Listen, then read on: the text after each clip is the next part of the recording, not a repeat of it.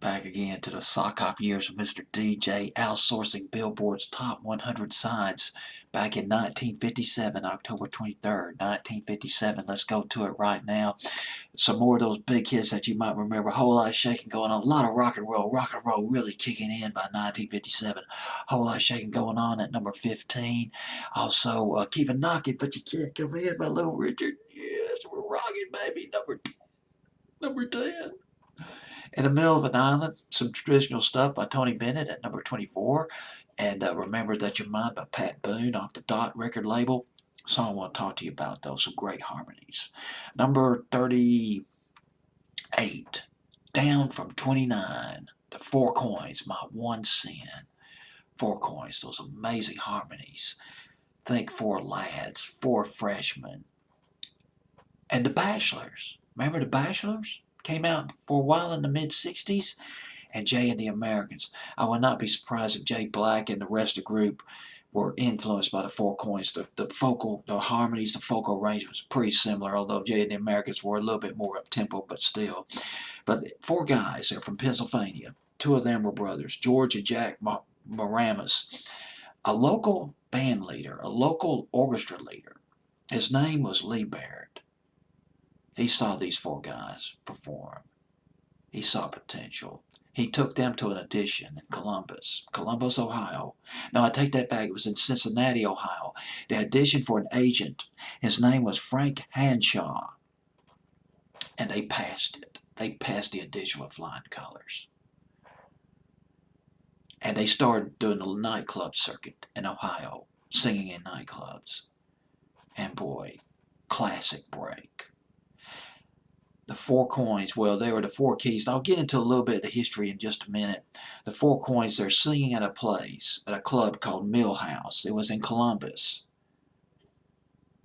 And by good fortune, and good fortune smiled on them, an agent from New York named Danny Kessler, who managed Johnny Ray, saw them perform.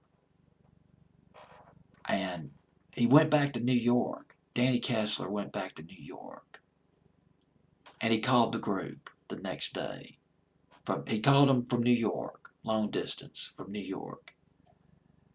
And Danny Kessler said, guys, I got a contract for you. Ready to be signed. Columbia Records. They went to New York, started cutting some sides. Now the history gets a little bit more complicated, because I got from another source, the four guys in this band were originally horn players. And guess who they played for? You're not going to believe it. Bobby Fenton. Around 1953-54. And they left Bobby Fenton's band around 1955. And Bobby Fenton was a big band guy. He came out with all those slow records, those standards back in the early 60s, but he was a big band guy. Bobby Fenton. Got that from another source. Now that's pretty amazing, isn't it? That they played for Bobby Fenton at one time. They were they became the Four Keys. Or the Five Keys. Or it's the Four Keys, but then they ran into some copyright problems with another group called the Five Keys, so they changed to the Four Coins later on. Came out with some Shangri-La was their biggest record. And now here's the thing. When Danny Kessler took over this band, he became manager of the Four Coins. They moved away from their cat style of singing and went for more of a traditional singing style, backed up by Don Costa on some of their singles, Don Costa's orchestra on some of their singles. Well, anyway, they had some success. Boy, they got some breaks. That's just incredible. Anyway, they appeared on a rock and roll. You might remember Jamboree, rock and roll movie back in 1957. They did a song on there called A Broken Promise on that movie.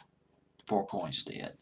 Well, they're coming in at number 38, the week of October 23rd, or is it October 26th? Well, either way, it's October 1957.